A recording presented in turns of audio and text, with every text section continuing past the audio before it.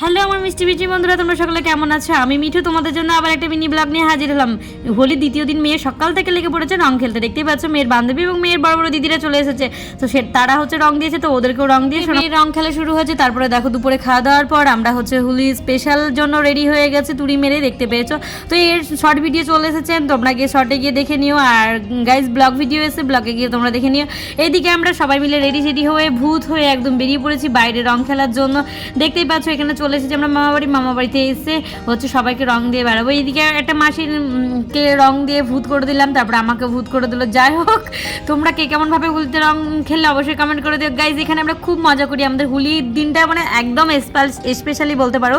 2 দিন একদম কোনো কাজকাম রাখি না, আমরা শুধু রং খেলা এবং খাওয়া দাওয়ার জন্য রাখি। তা গাইজ এদিকে আমাদের বৌদি দিদি সবাই একসঙ্গে নাচানাচি করে নিচ্ছি। তো এর ভিডিও ব্লগ ভিডিও চলেছে, তো তোমরা গিয়ে দেখে নিও। যারা চ্যানেলটা এখনো সাবস্ক্রাইব করনি তারা গিয়ে করে নাও। আর আমার মেন ভিডিও অবশ্যই গিয়ে দেখেছো, লাইক কমেন্ট শেয়ার